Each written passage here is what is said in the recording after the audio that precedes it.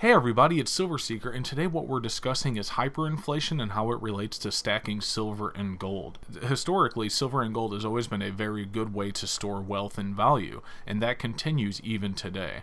Hyperinflation has been experienced in many countries before, but we're going to discuss one specifically, and that's the country of Zimbabwe.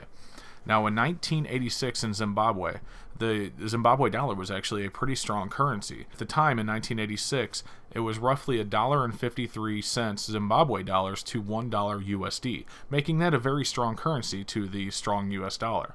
In 1986, March 1986, silver prices were $12.75 per ounce, and the Zimbabwe dollar was $19.51 Zimbabwe dollars per ounce if you were to adjust for that exchange. So basically, $19.51 Zimbabwe is going to buy you 1 ounce of silver. Now, over the next 20 plus years, Zimbabwe is going to go through some spots of inflation and even hyperinflation to the tune that it will completely destroy and demonetize their currency.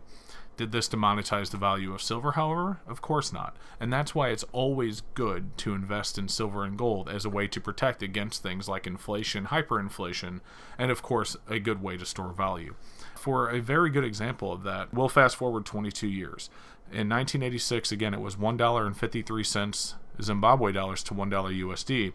However, in January of 2008, it was 6 million Zimbabwe dollars to 1 US dollar. So that is an increase of millions and millions of percent, an insane amount. So for example, you could have bought these ounces of silver for $19.51. However, that same ounce of silver in Zimbabwe dollars of January of 2008 is going to be $117.42 million. That is a huge increase. And now between January and July 2008, that's when Zimbabwe really experienced the massive hyperinflation that completely destroyed its economic system, caused them to reissue their currency multiple times.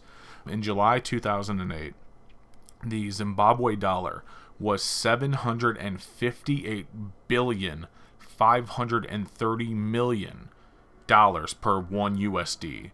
So essentially, 1 US dollar was equivalent to 758 billion Zimbabwe dollars. So that made 1 ounce of silver in July 2008 $14.574 trillion.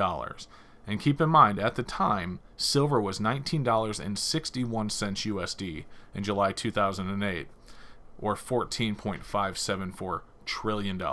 Now, if you had a whole lot of money in 1986 and you lived in Zimbabwe and you had a whole lot of Zimbabwe dollars, you may as well wallpaper your house with it. But if you would have invested that money into silver and gold in 1986, you would not have lost wealth, but instead would have actually gained wealth.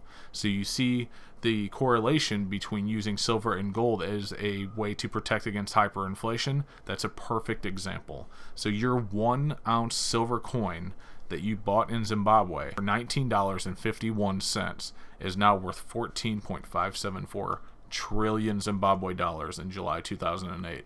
So essentially, you didn't lose money, you gained money. That, guys, is why I always recommend stacking at least some silver and gold to store your wealth, or a good way to prevent against hyperinflation. Thank you so much, guys. Make sure you subscribe to my channel and hit that bell so you see the updates, and we will see you on our Wednesday night live streams as well.